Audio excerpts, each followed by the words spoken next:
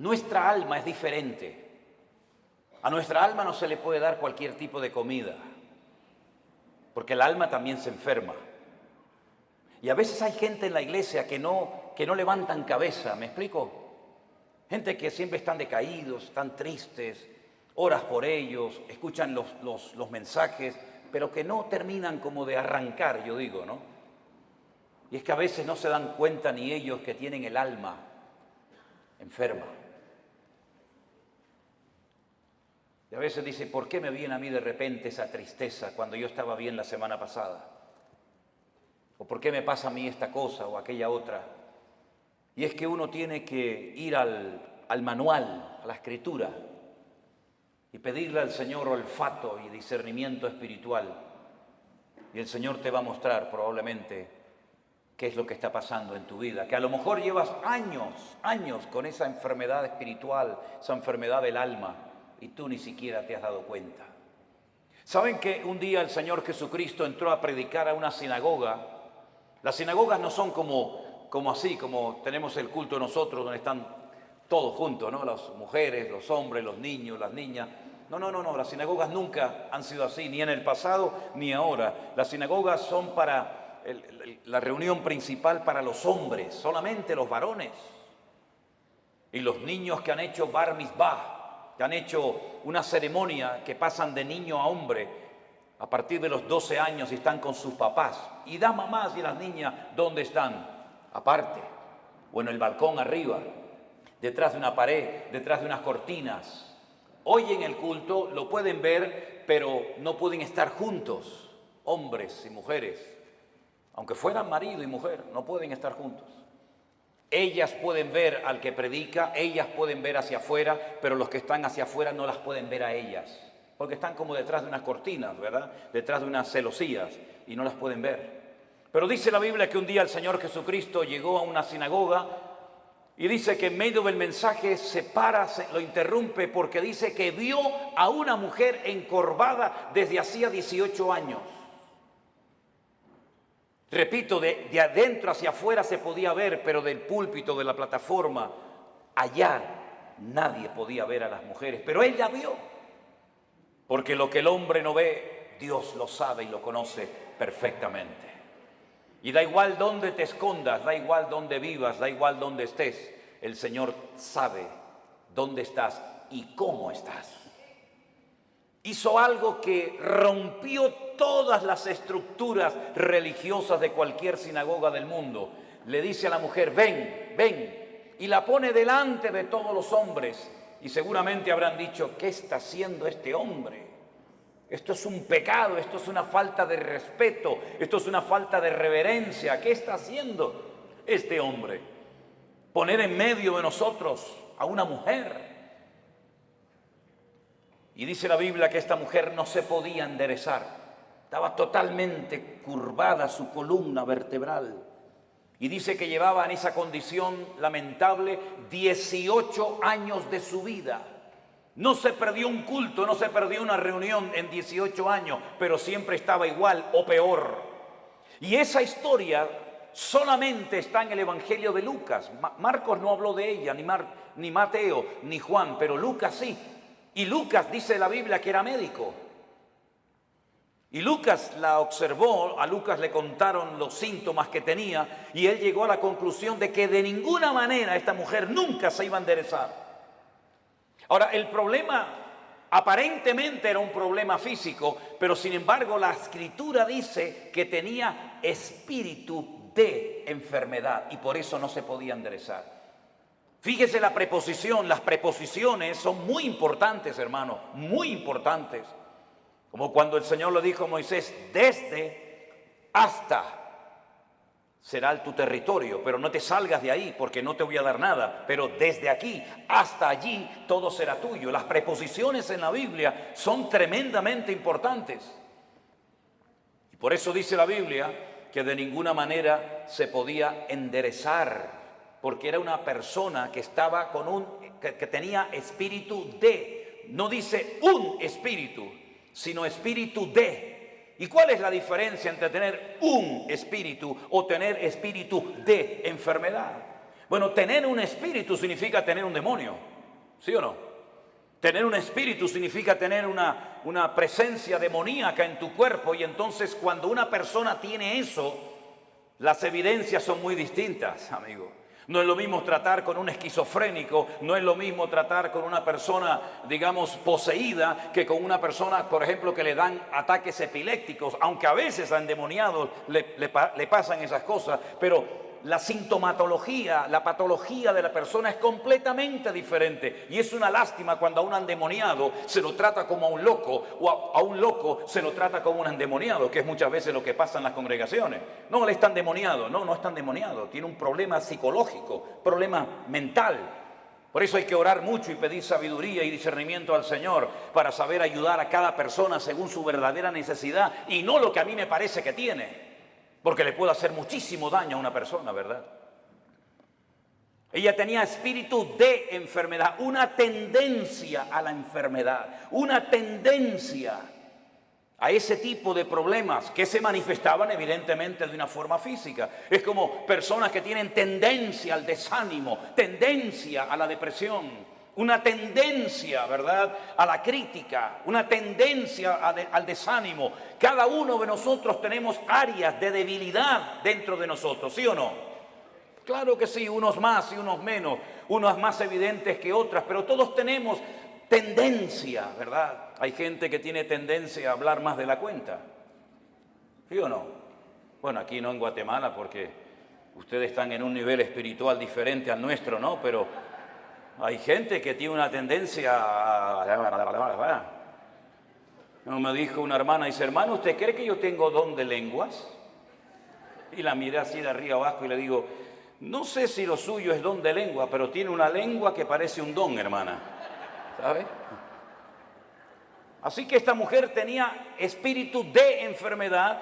Jesús, cuando oró por ella, no se manifestó como el endemoniado gadareno, revolcándose, pateando, con espumarajos, con actos de violencia, sino que ella no se movió, no le pasó nada, no hizo nada dramático, no hizo un show, no hizo un espectáculo, sino que el Señor dice que puso las manos sobre ella, cosa que nunca hizo con ningún endemoniado, y le dijo: mujer, eres libre de tu enfermedad.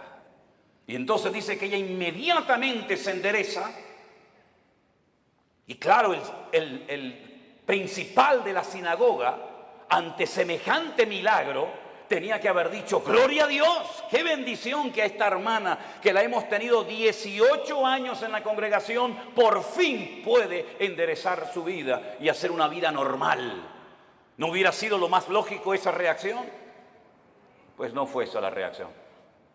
No le gustó nada, lo que estaba sucediendo allí. Y entonces se levanta y dice: 6 días hay en que se debe trabajar. En estos vengan, pero no en día de reposo. Vamos a ver, para entender esta palabra hay que saber que durante la semana la sinagoga está cerrada prácticamente. El culto principal, para que me entiendan, es en el 7º día, en el día de Shabbat, el único día de la semana que según la Biblia tiene un nombre. Los nombres de la semana en la Biblia no son lunes, que es el culto a la luna, el martes al Marte, el miércoles a Mercurio, el jueves a Júpiter, el viernes a Venus, el sábado a Saturno y el Sunday o domingo al Sol. En la Biblia los nombres de la semana no tienen nombres, tienen números: día primero, día segundo, día tercero, día cuarto, día quinto, día sexto, Shabbat. El único día que tiene nombre es el 7º, porque el domingo es el primer día de la semana. Luego, cuando la gente va a la sinagoga es en el día de reposo, y él lo que está diciendo: venid durante la semana, pero no en día de reposo. Entonces, si en día de reposo no me dejas venir y durante la semana está cerrada, ¿qué es lo que está diciendo este hombre? No me vengan a molestar ni a cambiar mis estructuras religiosas en la iglesia o en la sinagoga, porque no lo voy a permitir. Ante semejante explicación, el Señor Jesucristo se levanta y le dice en el culto, en la reunión: hipócrita. Oye, qué culto tan interesante fue ese, ¿eh? Una mujer que sale detrás de una cortina, que se endereza, el otro que no sé qué, el otro que... Fue un culto muy interesante ese día, ¿eh? Cómo me hubiera gustado estar a mí allí, ¿no? Cuando el Señor se le queda mirando a este y le dice hipócrita, yo le hubiera dicho: dale, Señor, dale más. Hipócrita, ¿no se levantan ustedes en día de reposo que según ustedes no se puede hacer esto, ni esto, ni esto, ni aquello, ni aquí, ni para allá, y desatan su buey del pesebre y lo llevan a beber, y luego lo traen otra vez, y a esta hija de Abraham que Satanás la tenía atada, la tenía ahí oprimida, no se le debía de desatar en el día de reposo, no dijo liberar, dijo desatar, que es diferente. ¿Cómo es posible que hayas tenido en tu congregación 18 años a una mujer en esta condición y no has movido ni un dedo? Y vengo yo y hace un milagro el Señor a través de su vida y su ministerio, y te enfadas y te enojas por lo que ha sucedido. ¿Saben que hay personas que no quieren que Dios les sorprenda? Hay gente que no quiere cambiar, hay gente que está cómoda, hay gente que está muy cómoda, muy apoltronada con su rutina religiosa, pero el Señor ha venido para romper estructura. El Señor ha venido a su casa a hacer lo que quiere, porque al fin y al cabo la iglesia no es suya ni mía, la iglesia es la casa de Dios y Él es la cabeza, yo soy el cuerpo. ¿Te vas a dejar sorprender por el Señor o ya lo sabes todo? Esto no se puede hacer, esto sí se puede hacer, ahora de pie, ahora sentado. Pero ¿quién eres tú, el dueño de la iglesia? ¿Qué te has creído que eres tú en la iglesia? El que abres y cierras la bendición de Dios. El dueño de la iglesia no es el pastor, no es los ancianos, no son los diáconos, no es la mesa directiva. El dueño de la iglesia es Cristo, y si no es Cristo tienes un grave problema. Porque te has convertido en propietario de algo que no te corresponde. En vez de un administrador, en un siervo, que para lo que está es para servir y no para servirse de, como muchos hoy en día, que en vez de servir a la gente lo que hacen es que se sirven de la gente y todo gira en torno a ellos y se enfadan cuando no le dice a la gente, sí pastor, sí mi hermano, sí el ungido, como si los demás no fueran ungidos igual que el pastor. O usted no es ungido, usted no tiene el mismo espíritu que tengo yo en esta tarde, usted no lee la misma Biblia que yo, usted no va al mismo cielo que yo. Entonces ¿por qué hacemos esas diferencias? No toque al ungido, no moleste al ungido. El ungido, ¿y usted qué es? Si usted no tiene la unción que yo tengo, entonces usted tiene un grave problema. Si el Espíritu Santo que mora en mi vida no mora en la suya, entonces usted no es cristiano, porque hay un solo Espíritu, hay un solo cuerpo, hay un solo bautismo, hay un solo Dios y hay un solo cielo para todos y cada uno de nosotros. Y eso es lo que dice la palabra del Señor, mi querido hermano. Y no hay esas diferencias. Una cosa es el respeto y otra cosa es el servilismo. Hay gente que en vez de ser siervos son como esclavos del hombre, esclavos de la doctrina, esclavos de la denominación, esclavos del ministerio. No, usted no tiene que ser esclavo de nadie, usted tiene que ser siervo de Jesucristo. Ahora dice la palabra de Dios que esta mujer se enderezó, cosa que no podía hacer antes, porque la presencia del Señor llegó a ese lugar. Y donde está el Señor tienen que haber cambios. Lo que no puede ser es que una vida, una familia, una iglesia llamada cristiana estén siempre igual. ¿Qué es lo que hace mucha gente cuando se les predica claramente la palabra y se sienten incómodos? Bueno, lo fácil es cambiarse de iglesia, ¿sí o no? Me voy de esta iglesia porque aquí no hay amor, me voy de esta iglesia porque no cuentan conmigo, me voy de esta iglesia porque el pastor no me ama, me voy y se van a otra y después te enteras que ya no están en esa, están en otra y en otra y en otra. Es que muchas veces el problema lo queremos resolver cambiando de lugar en vez de permitiéndole al Señor que nos cambie el corazón y nos cambie nuestro carácter y nos cambie nuestra vida. Y muchas veces creemos que ya hemos llegado a un cierto nivel espiritual en el que ya no necesitamos cambios. Y la pregunta es, ¿cuántos de los que están aquí presentes quieren cambiar y quieren honrar y quieren glorificar al Señor? Levante su mano. Pues entonces, como Dios lo va a hacer a través de pruebas. Hoy se habló aquí de pruebas. ¿Saben? Dios no tiene que pedirle permiso a usted ni a mí para probarnos. Para nada.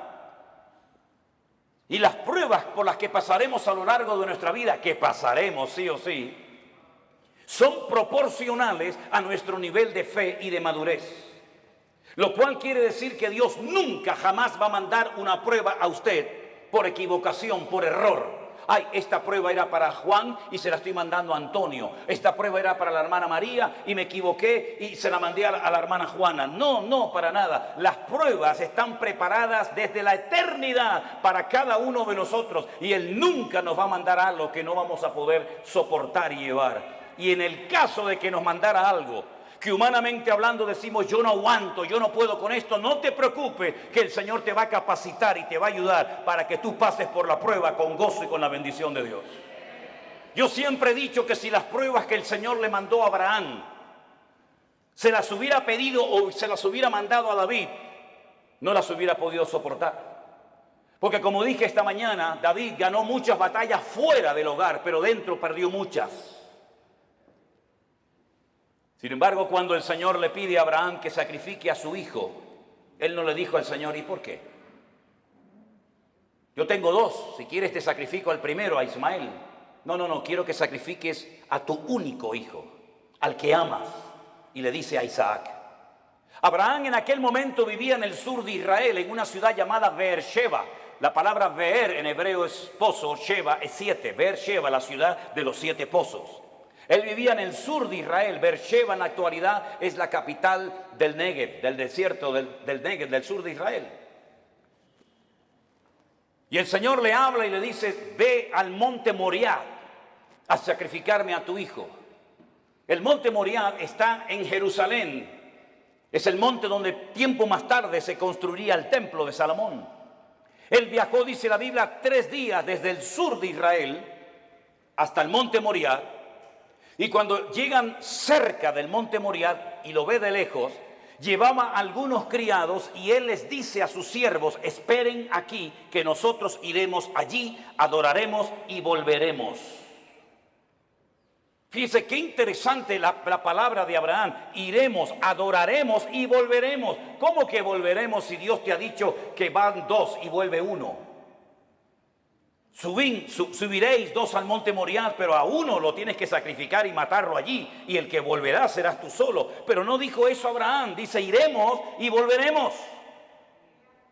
No fue hasta el ministerio del apóstol Pablo, cientos, miles de años después de este acontecimiento, de la aquedá, como se llama en hebreo, de la atadura, que inspirado por el Espíritu Santo, el autor de la carta a los hebreos y también Pablo dijo que tenía este hombre tanta fe y tanta confianza en el Señor que si sacrificaba a su hijo, el Señor se lo podía levantar de entre los muertos.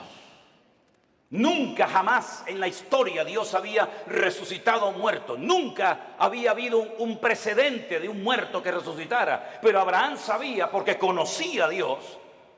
Y eso es muy importante, que tú conozcas la esencia de Dios para que sepas si esto viene de Dios o esto viene del diablo o sabe Dios de dónde viene esta prueba. Él sabía que si mataba a su hijo, Dios se lo podía levantar de entre los muertos.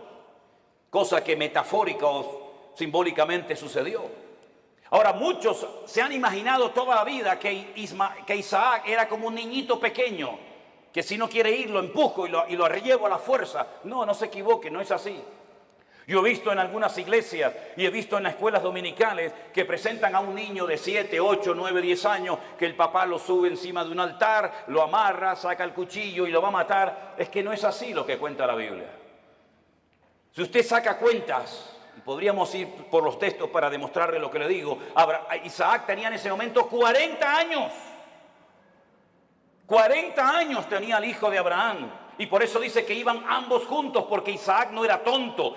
Isaac sabía perfectamente que un sacrificio necesita de una víctima, de un animal, cordero, cabra, oveja, buey o lo que sea. Y por eso él le dice al padre, padre, veo que llevas el fuego, porque no era la primera vez que subía a un monte a sacrificar algo, a hacer un holocausto. Veo que llevas la leña, veo que llevas todo, pero falta lo principal, falta la víctima, falta el animal. Y el padre le dice, el Señor proveerá, hijo. El Señor proveerá. ¿Tú sabes que el Señor proveerá lo que necesitas? ¿Lo sabes? Abraham sabía que Dios iba a proveer lo que fuera, pero lo iba a proveer. Los dos caminaron lentamente hacia el monte Moriah. Isaac se somete a la voluntad del padre, porque entiende que la víctima en ese caso, en ese día, va a ser él. Se deja amarrar, se pone encima del holocausto, porque la palabra que aparece en el texto original en hebreo no es que lo matara, sino que lo matara y lo quemara. Lo matara y lo quemara. Imagínate la prueba tremenda. E Isaac se somete y está dispuesto a ser una víctima inocente porque el Dios de su padre le ha dicho que así se tienen que hacer las cosas. Ahora, Abraham venía de una tierra donde sacrificar a hijos, sacrificar a niños, sacrificar a vírgenes, sacrificar a personas era lo más normal del mundo. Pero él sabía que el Dios de su padre no era un Dios que pedía víctimas inocentes de seres humanos.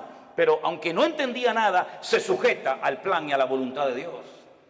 Hermanos, nosotros no hemos sido llamados para entender todo lo que Dios nos va a pedir y todo lo que Dios va a hacer en nuestra vida. Gracias a Dios no tenemos esa obligación de entender las cosas, pero sí tenemos la obligación y el deber de obedecer a Dios, aunque no entienda la voluntad y la voz de Dios para mi vida. Isaac no dijo, ¿y por qué yo? ¿Y por qué no Ismael? ¿Y por qué esto? ¿Y por qué aquello? Sino se sujetó. Silencio absoluto. Oyen ustedes a Isaac hablando con su padre. Oyen ustedes a Isaac quejándose contra Dios. En absoluto.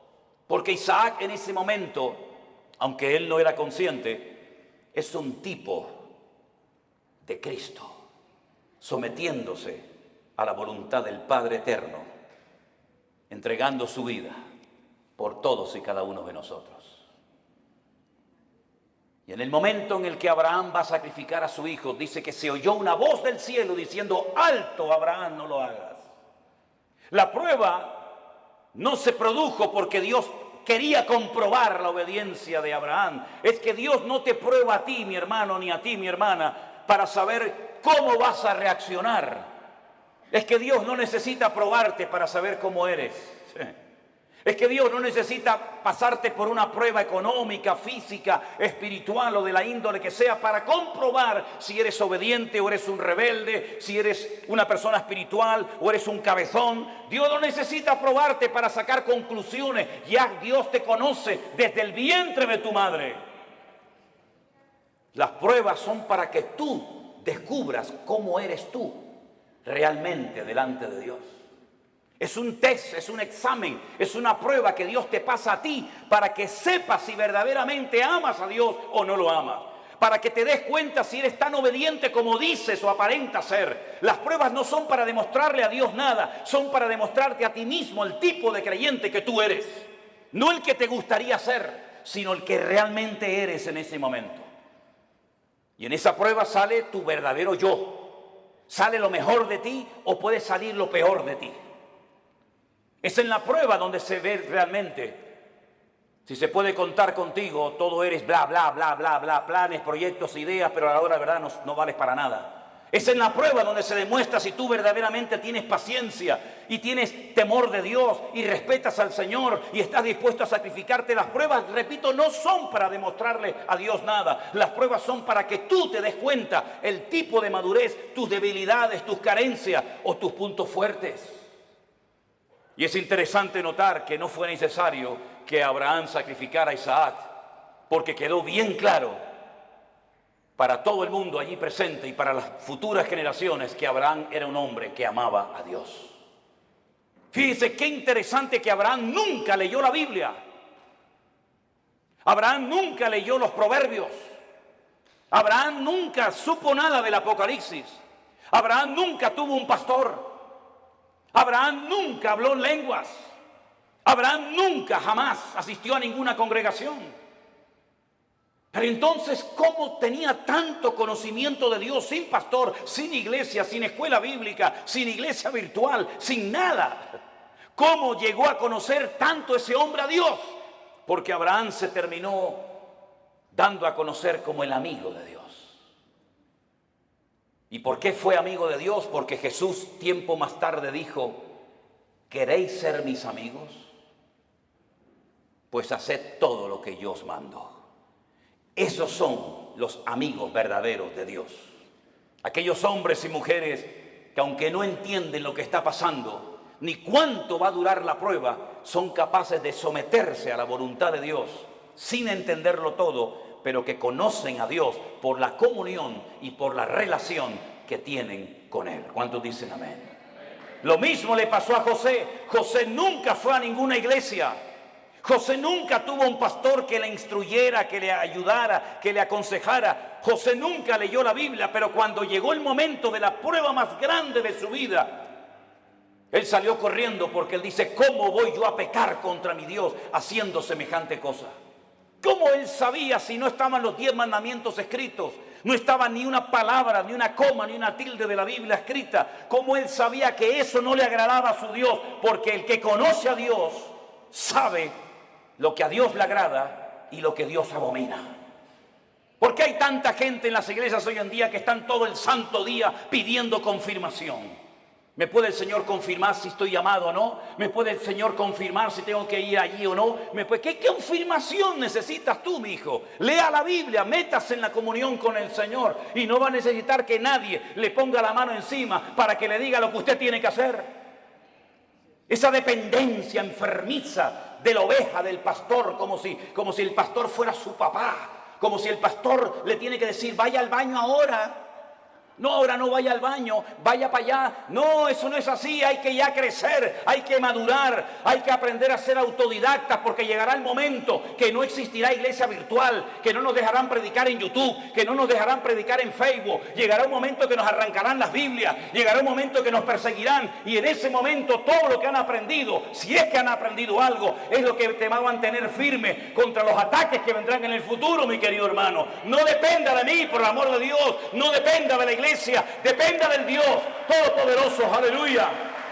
Y si no lo aprende, dudo que aguantes la prueba, porque la prueba solamente la aguantan los que aman a Dios.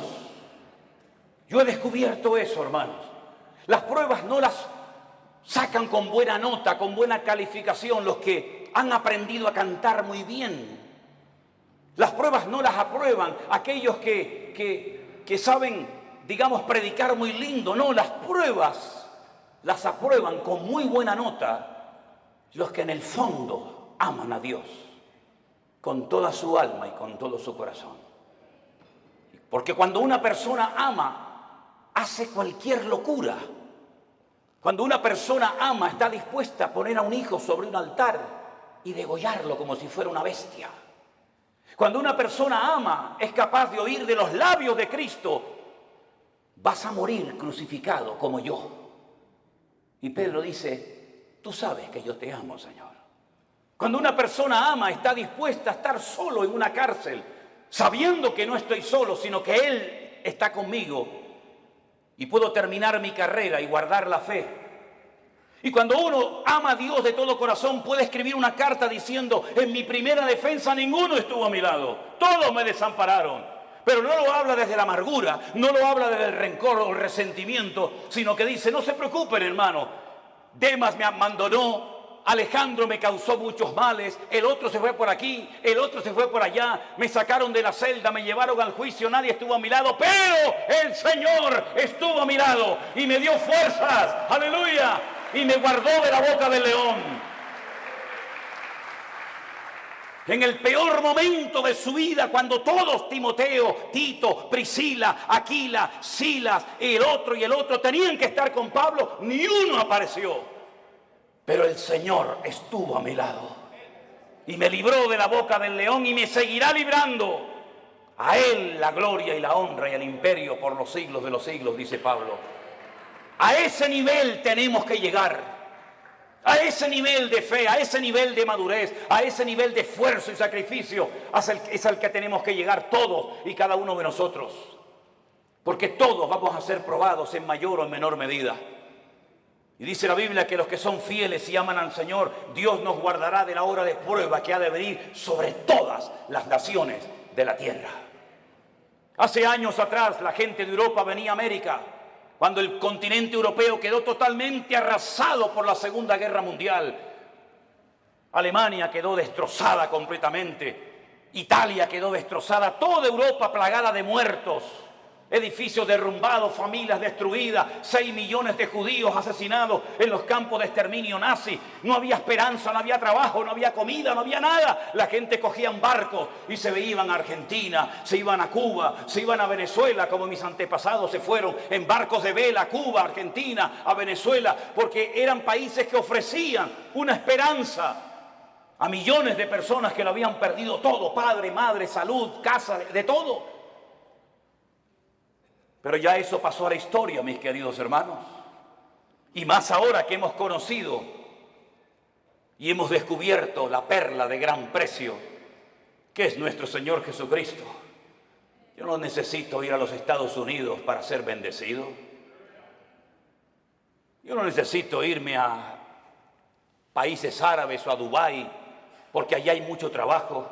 ¿Es que acaso el Dios de Guatemala o el Dios de Nicaragua o el Dios de Haití o el Dios de Cuba o el Dios de Japón es más pequeñito que el Dios de allá? ¿No ha dicho el Señor, yo estaré contigo todos los días hasta el fin del mundo? ¿No nos ha demostrado el Señor que Él es el dueño de la plata y del oro?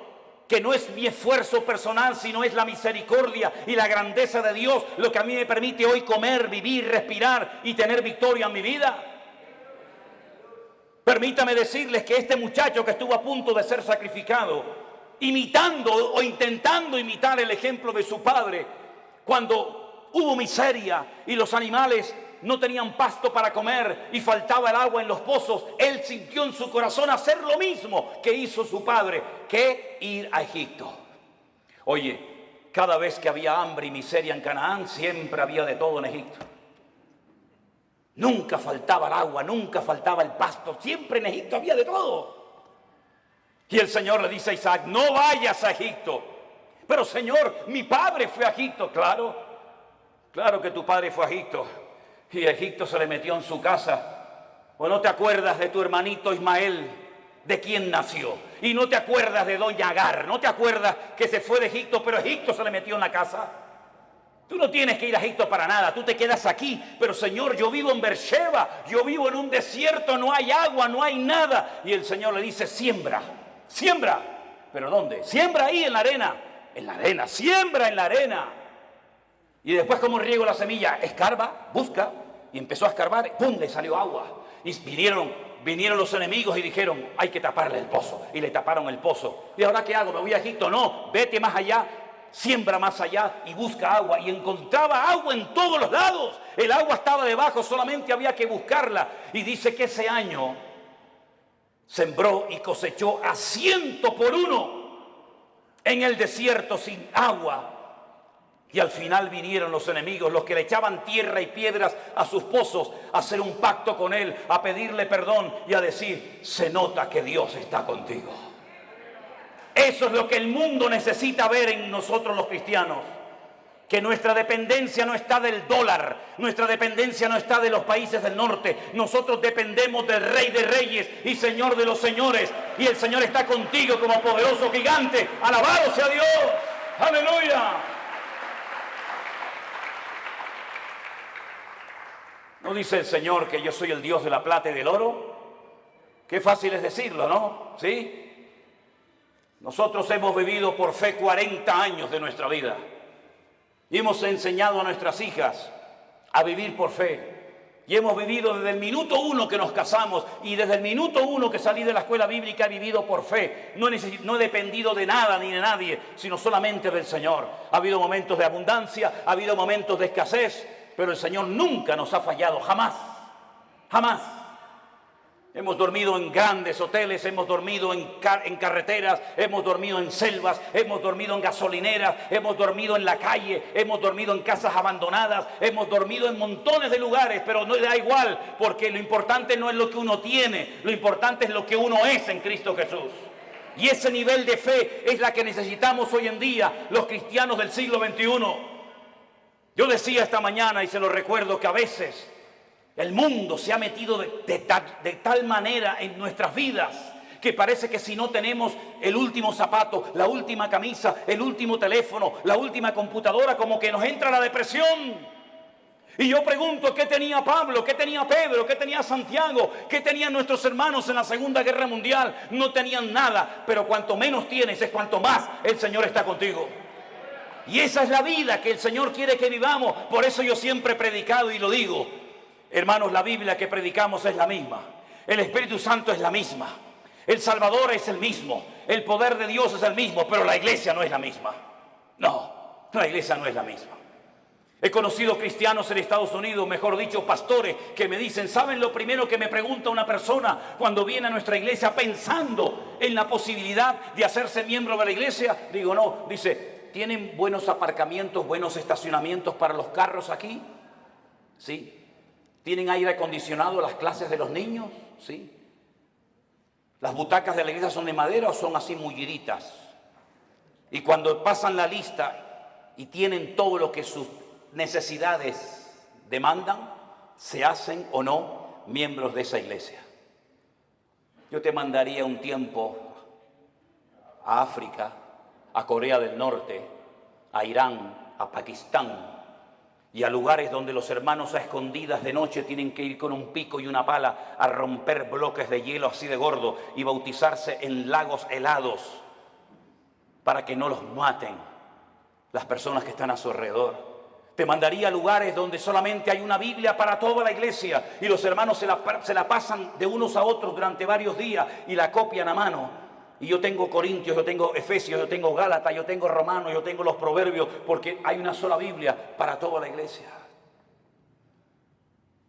Cuando estábamos en Kenia y nos enfermábamos y lo primero que pensamos era en ir al médico, los de allí nos decían, no, no hace falta. ¿Cómo que no? Dice, no, vamos a orar, vamos a orar. Porque sabían que tal vez no tenían dinero para medicinas, pero tenían a su alcance el poder de Dios. Nos hemos hecho tan burgueses espiritualmente hablando que si se retrasa la comida 10 minutos ya nos ponemos nerviosos. Nos ponemos tan nerviosos cuando faltan determinadas cosas y después algunos me dicen, no, yo quiero servir al Señor. Me vino uno una vez a la iglesia y me dice, yo quiero servir al Señor.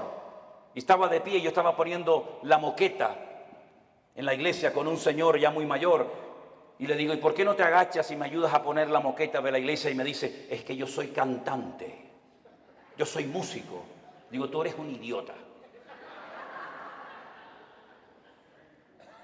¿Cómo que cantante y músico? ¿Los cantantes y los músicos no trabajan? La Biblia dice que el que no quiere trabajar, que no coma, es decir, que se muera de hambre. Eso dice la Biblia, ¿eh? No quiere trabajar, no coma. Y el que no come ya sabe lo que le pasa. ¿No trabajaba el Señor? Dice, yo trabajo y hago la obra del que me envió. En otras palabras, mis queridos hermanos, la iglesia tiene que despertar y darnos cuenta de que si la iglesia sigue viviendo como ha vivido en estos últimos 30, 40, 50 años, por eso la iglesia entró en una decadencia, por eso el mundo se metió en la iglesia, por eso la gente ha salido herida, por eso la gente ha comido veneno y comida caducada en las congregaciones. ¿Por qué? Porque nos hemos agarrado a cosas y hemos convertido la iglesia en el campo, cuando la Biblia dice que el campo es el mundo, no la iglesia. Y por eso para algunos la iglesia virtual era una locura, porque necesitan el púlpito, necesitan la banca, necesitan tocar. Y el Señor nos ha enseñado que sin púlpito, sin banca, sin nada, el Señor ha alimentado y bendecido a su pueblo en todas las naciones de la tierra. Por eso yo les animo a todos y a cada uno de ustedes que no olviden todo lo que hemos aprendido desde marzo del 2020 hasta el día de hoy. Que no tengamos una amnesia, sino que recordemos todo lo que el Señor nos ha venido enseñando y mostrando día a día. Estos testimonios de gente cambiada, estos testimonios de gente sanada, testimonios de familias restauradas, todo esto lo ha hecho el Señor sin necesidad de que una persona sea la estrella y el protagonista. La obra la ha hecho el Señor nuestro Dios, al cual le damos a Él siempre toda la gloria y toda la honra. Aleluya. Así que, mi querido hermano, Dios sí que nos guardará de las pruebas, claro que sí, pero nuestro nivel de madurez tiene que ser elevado. Me sorprendió mucho cuando fuimos a la cárcel el otro día, los pastores, sí, pastores que están allí también cumpliendo condena, privados de libertad, pero saben que ese es el momento y el lugar donde tienen que estar atendiendo y ministrando a otras personas. Cada uno de nosotros tenemos un lugar en el cuerpo de Cristo. Yo sé cuál es el mío y cuál no es el mío. Pero yo quiero que usted cierre sus ojos en esta tarde y a partir de hoy se proponga seriamente decirle al Señor cuál es mi sitio y cuál no es mi sitio. ¿Qué tengo que hacer y qué no tengo que hacer? ¿Qué tengo y qué no tengo? Pedro le dijo a aquel paralítico, no tengo. No esperes de mí plata y oro porque no tengo, pero lo que tengo te lo voy a dar. La Biblia dice que antes de que una persona sea usada, primeramente tiene que ser probada. Nadie puede ser usado en el reino si no es probado primeramente. Y el Señor sabe cómo probarnos y cuánto tiempo probarnos.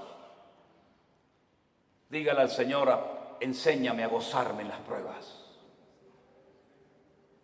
Descubre mi corazón para que realmente me dé cuenta si verdaderamente yo te amo o no te amo tanto. Hemos visto que el Señor nos ha bendecido, nos ha prosperado, nos ha usado, pero todavía queda mucho camino por recorrer, hermanos, muchas almas, muchos países que visitar, muchos lugares donde ir. Y si somos fieles y obedientes al llamado de Dios, Dios seguirá guiando nuestros pasos y fortaleciendo nuestras vidas. Señor, te damos gracias en esta tarde por este día de victoria, de bendición que hemos pasado juntos, Señor. Gracias por los hermanos que se han bautizado. Gracias por los testimonios que hemos oído. Gracias por el tiempo que hemos podido pasar juntos en armonía. Pero sabemos que estos solamente son unos pocos días, que la vida realmente está allá afuera esperándonos. Yo te ruego, Señor, Dios del cielo y de la tierra, que traigas madurez a nuestros corazones y a nuestras vidas. Que estemos dispuestos a ser probados y a gozarnos en las pruebas. Bendito sea tu nombre, Señor. Busque a alguien en este momento y ore con él junto, por favor. Busque a alguien, sea esposo, sea su marido, sus hijos, un hermano que no conoce de nada, da igual. En estas reuniones, en estos encuentros que hacemos, se produce algo muy bonito. Y es ver hermanos de la misma ciudad que no se conocían, que aquí en estas reuniones se conocen. Hermanos que no se conocían de nada antes, ahora se hacen amigos y se dan abrazos. En estos lugares le hemos demostrado al mundo que somos capaces de juntarnos con hermanos pentecostales, con hermanos bautistas, con hermanos metodistas, con hermanos de cualquier denominación. Y somos capaces de juntarnos juntos y alabar a Dios y honrar a Dios sin levantar en alto una bandera, sin levantar en alto el nombre de un hombre o de una denominación. Dios está rompiendo barreras, hermanos queridos. Pastores de diferentes iglesias vienen a nuestros encuentros, vienen a nuestras reuniones y juntos alabamos al Señor. Y eso es algo milagroso que nunca se había dado, o por lo menos hace mucho tiempo. Aquí nos juntamos hermanos de diferentes nacionalidades, ricos, pobres, blancos, negros, hermanos que tienen una tendencia denominacional, hermanos que tienen otra creencia denominacional, hermanos que levantan las manos, hermanos que no levantan las manos, hermanos que hablan en lenguas, hermanos que no hablan en lengua. Eso es lo de menos. Lo que nos une no es eso, lo que nos une es el amor de Dios. Y lo que queremos es impactar al mundo con el amor de Dios en nuestros corazones. Aleluya. Recibe la gloria, mi Dios. Y así orando los unos por los otros, te damos gracias por tu fidelidad. Gracias por tu palabra, Dios mío. Aleluya. Gracias, Señor, por el milagro de la iglesia. Gracias, Señor, por los hermanos que vienen haciendo grandes esfuerzos para venir a comer palabra viva.